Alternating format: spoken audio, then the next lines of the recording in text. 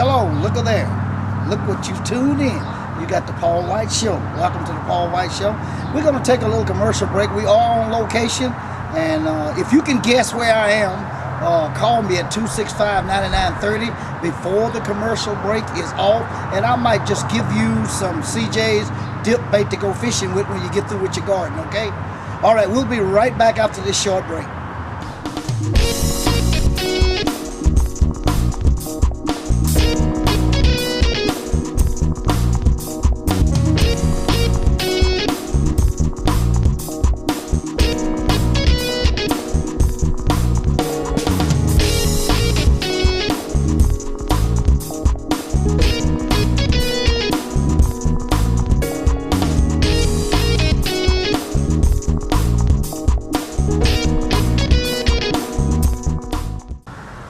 Welcome to the Paul White Show. We're glad you stayed tuned after the commercial. In case you didn't guess it, those who missed it on the call, we're at one of my favorite spots, which is the Sedgwick County Extension Agency. And my guest today is Rebecca McMahon. Welcome to the show, Rebecca. Hey, thanks for having me. We haven't chewed the fat for a while. It's been a while. Yeah, it's been a while. So I decided I'd come out and find out what you got in the trial gardens and kind of just talk about gardening in general. This year, well, at the moment, it's not so dry. Right. So what's going on with the rain and how's it helping gardeners and what do we need to be doing right now? Well, at the moment we've had plenty of rain, and I know at least for our lawns here at the Extension Office, we haven't run our sprinkler system a single time yet. Right. So from the lawn standpoint, we've definitely had enough water. In our gardens, again, generally we've had pretty good amount of rain. Don't need to do a lot of additional watering. Right. In our raised beds here, our soil's a little sandier, so we dry out occasionally. We need to do some supplemental watering just to get things a little bit, better, Right. especially Right. new seedlings, things like that. Right. Yeah, I know I had a lot of water. It's good where I was. This last rain, we had about 3 inches. Yeah, So- we had 3.3 here. Right. Yeah. So I am very glad that I didn't play lazy gardener and not do some raised bedding while I was making up the roads in there. Right. That's the only thing that saved me. Because I think I went in rubber boots in between the rows. Yep. And put in cucumber seeds. Yep. Because the top of the soil on the raised bed, dry enough. right, was dry enough to work. Yep. So I just took me a garden 3-prong handheld Yep. and scratched the soil and put some cucumbers in. Yeah. But yeah, this year was a good year for raised bed gardening. So far, anyway. So far, yeah. If it stops raining all of a sudden, it's going to be a little more of a challenge. Right. You know, with the water shortage coming up too, and then they've trying to implement Right. water restraints. This rain, you know, the plants, you can train them, Right. and I know you guys been kind of recommending training the plants. Exactly. In other words, don't overwater to get them started and get them Right. accustomed to a whole lot of water because they're going to be expecting that all the time. But with this rain, they might have a tendency to believe that they're going to get the same drink all the time. Right, and that is a challenge. We saw that actually back in 2010, I think, where we had a really wet spring, and then all of a sudden it quit raining and it got really hot, and a lot of plants struggled because their root systems were pretty shallow.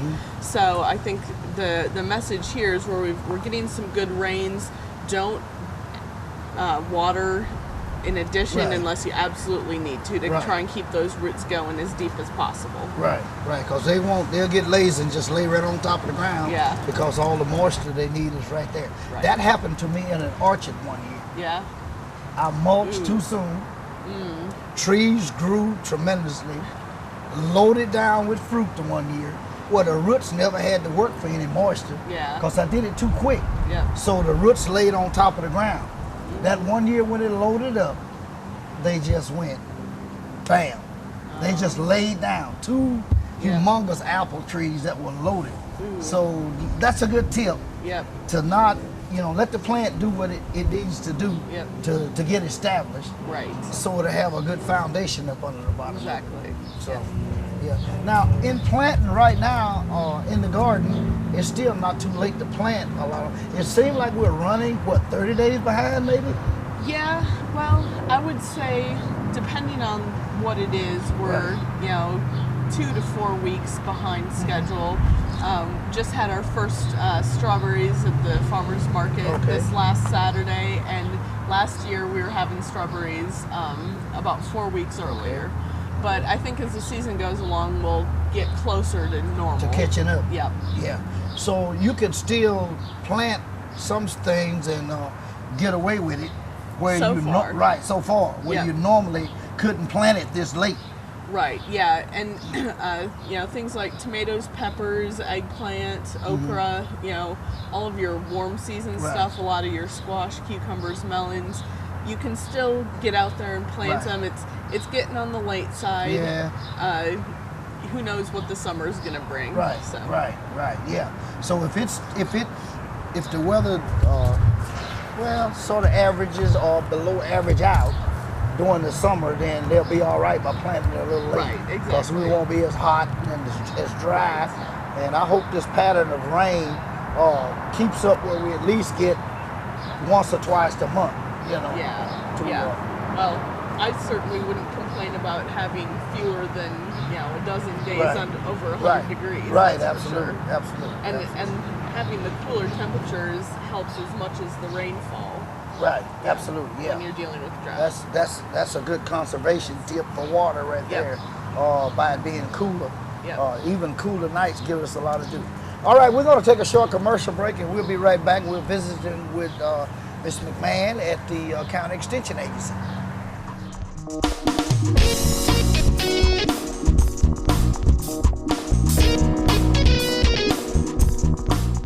Back to the Paul White Show. As I mentioned, if you're just tuning in, we are at the County Extension Agency, and I visited with Rebecca McMahon. Yeah, I get that right. We're sitting outdoors, just having fun, talking about some things, giving you some tips that you need to do at home, in the garden, and in the lawn. And it is one gorgeous day to do this. I mean, it is just beautiful. I hope it stays this way for another about 300 days. Yeah, no kidding. I can take all Good of luck this. with that. Right. I'll probably wear out some knee pads praying for that kind of weather.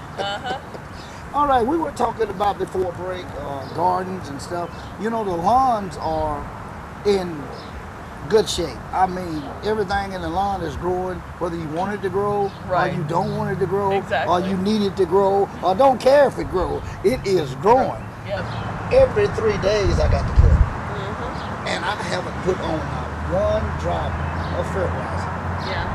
Every 3 days fescue runs, I got to cut it. Or it looked like I haven't cut it for a long time. But I don't know, it just gorgeous. We were sitting, my wife and I, on the patio just looking at the lawn, and she said, this is the best that lawn I've ever looked. I mean, it is just gorgeous. So everything is growing real good. Now, on lawns, it's too late to seed fescue. Right. Yes. But it's time to do the warm season grasses. Exactly. If you're going to be switching over to a warm season grass or installing a new warm season grass lawn, so your Bermuda, Buffalo, or Zoysia, now is the time to get going on that. Okay. Now I have a lot of people ask about, which is better. Should I seed it? Or should I sprig it? Or should I plug it? Right.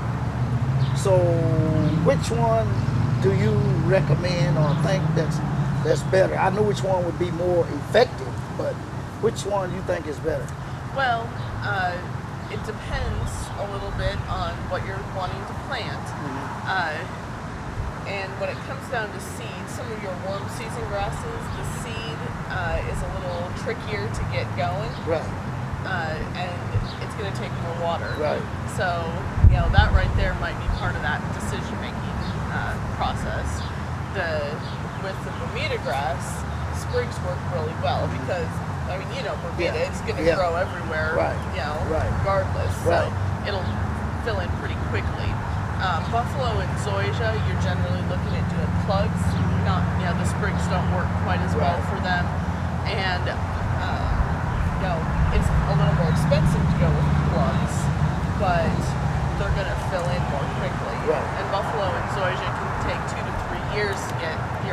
established. well Yeah. established.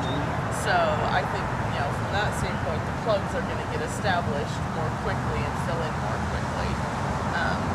So just kind of depends what your priorities are and what resources you have available. Now, we said it was a little late to see fescue. What if, I just bought a new home and I got bare yard. They just graded it down and I'm moving in and I don't want to walk through the mud of my new house. So what would be my alternative to seeding it and trying to get something in it so I don't have to walk through the mud? Well, if you're sure that what you want is fescue, you can always sod. Now, if you sod it this time of year, it should get established, but it's going to take you a lot more water. Right. That's the reality. Right. So you may want to consider short term something just to cover it. Unfortunately, a lot of the things like annual rye, they're going to die out in the heat anyway. Yep. So you may even just want to consider some kind of mulch mat or something to cover that soil, because we don't want the bare soil. Right. Or again, depends on your neighborhood what'll go, what'll fly. But you could always go with some other cover crop type things. Right, just to get you some cover. Exactly. So to keep you out of the mud until fall comes, till you can actually seed it. Yeah. Right. Yeah, I get that question a lot. We want to put in fescue, but we just bought a new house and we got nothing but dirt out there. And I said, well, that's kind of a hard shot right now, hard call, because you're a little late unless you go with a hot season grass. And you have to consider the water situation as well. But trying to establish fescue is going to take a lot of water, and the hotter it gets, the more water it's going to take. And when you sod it, you need to keep it gushy, squeaking wet. When you walk on it, you need to push up water for at least 3 weeks a month. Until it gets started. Right, until the roots have grown down out of the sod for a few weeks, you're going to want to keep it pretty moist. Right, pretty moist. Okay, also too, we're cutting more, as I mentioned.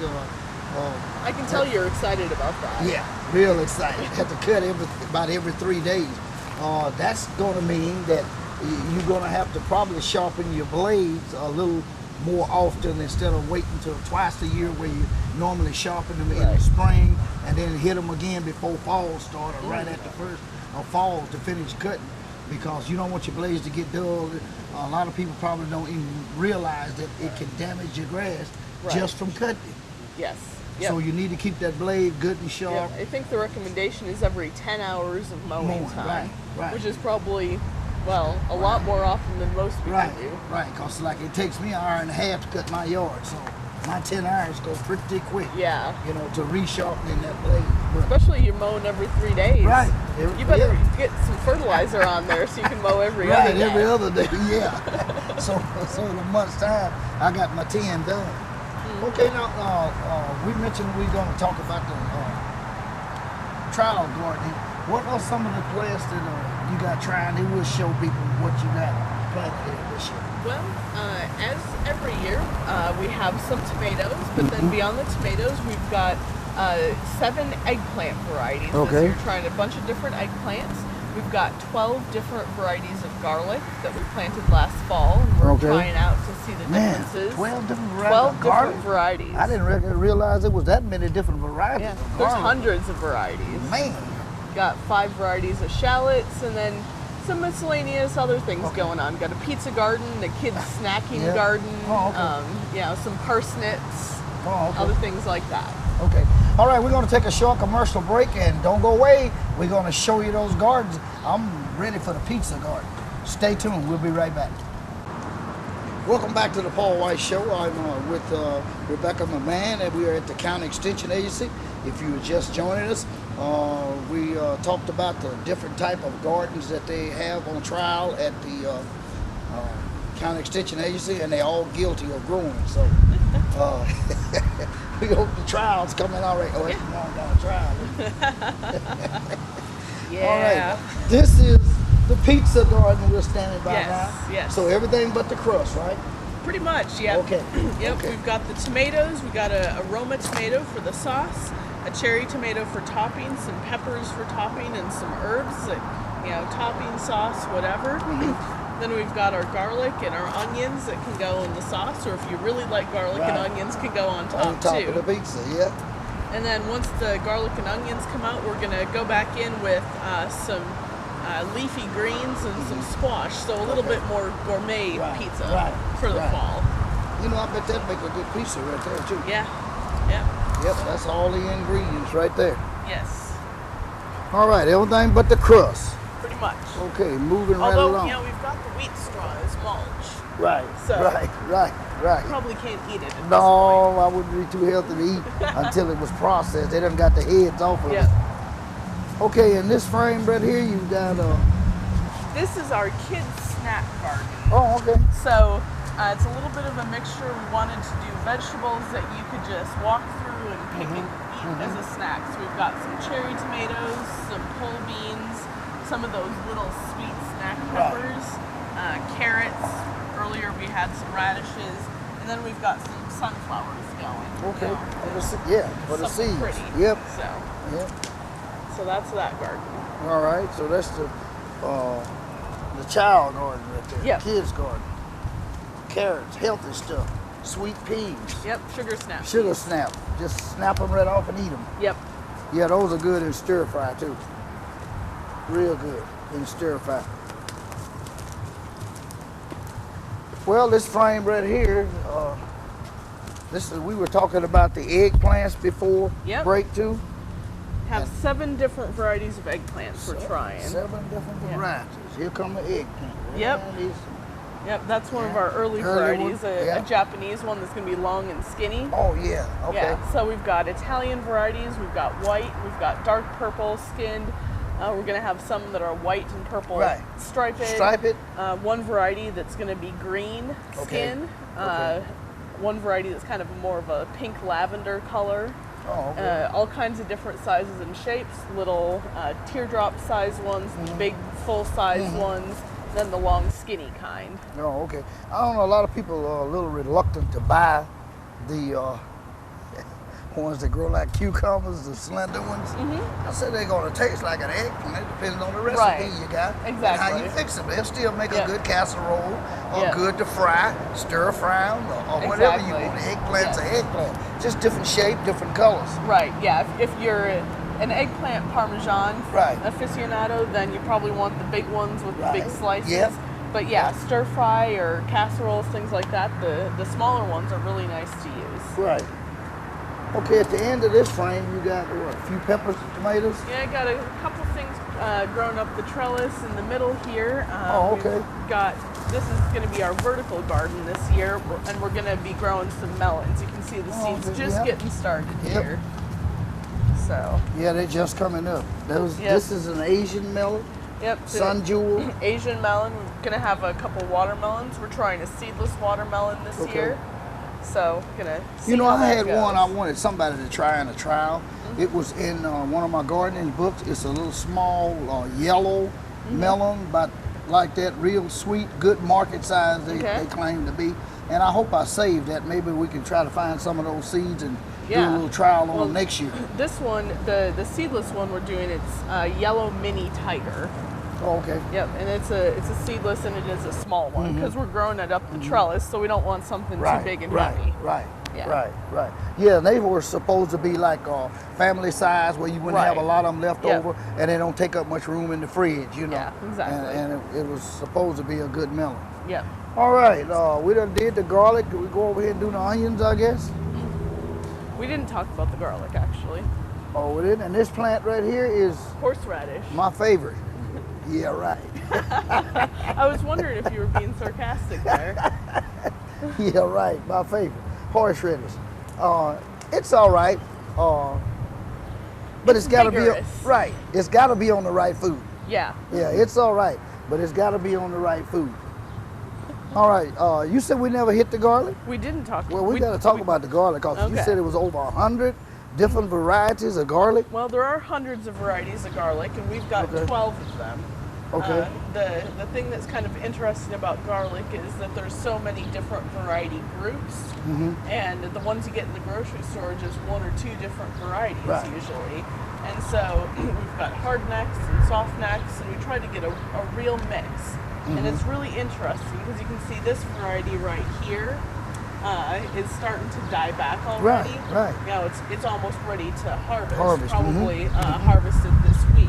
But then some of these other varieties, this one right here in front of us, it's still big and strong and green, and it's probably going to be another 3-4 weeks before it's ready to harvest. Right. So definitely seeing a big difference in the earliness between the different varieties. And then again, you can see, you know, some of these have nice big stems, and then this variety over here has really skinny little stems. Petite stems. Yeah.